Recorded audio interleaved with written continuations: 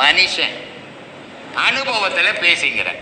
இவ்வளோதான். நான் ஞானி மகானு சித்தர்லாம் எனக்கு வேணும் அந்த பேரெல்லாம். எங்கள் அம்மா அப்பா வச்ச பேர் நித்யானந்தம்னு இருக்குது, அது போதும் எனக்கு. வேறு தனி புனை பெயர்லாம் எனக்கு வேணாம்.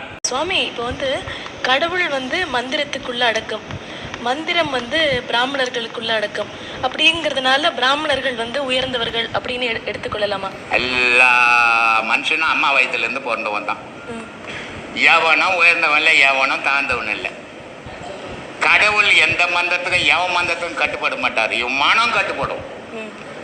மந்திரம் சொன்னாவே மனம் கட்டுப்பட்டதுன்னு அர்த்தம்.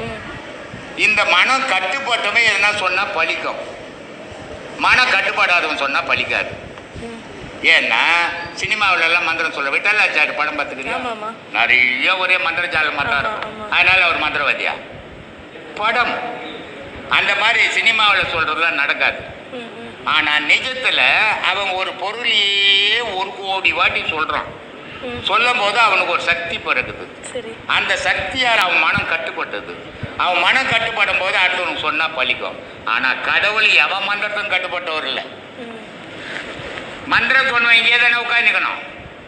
20 வயசுல மந்திரம் சொல்ல ஆரம்பிச்சிட்டான்னா அவன் ஒரு 100 வருஷம் பார்த்தா 20 வயசு தான் இருக்கணும் இல்லையா? எவனும் கட்டுப்பட மாட்டான்.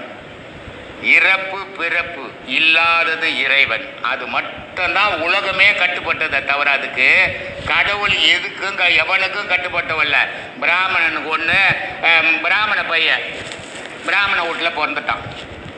அந்த பிராமண வீட்டிலேருந்து அந்த குழந்தையா இருக்கும்போது எத்தனை ஒரு முஸ்லீம் வீட்டில் வளர்த்தா அந்த குழந்தை என்னவா இருக்கும்? அப்போ இந்த ஜாதின்றது எப்போ வருது?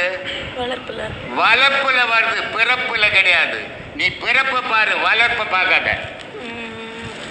வளர்ப்பை பார்த்தீங்கன்னா ஜாதி மதம் கிடையாது, கடவுளுக்கு ஜாதி மதம் கிடையாது. அதை நோக்கி நீ பயணம் பண்ணு. பார்க்குறவன் இவன் ஒரு ஜாதி, இவன் உயர்ந்தவன், அவங்க எவனும் இப்போத்தி காலகட்டத்தில் எவங்கிட்ட பணம் போதோ அவன் உயர்ந்தவன், பணம் இல்லாதவன் தாழ்ந்தவன்.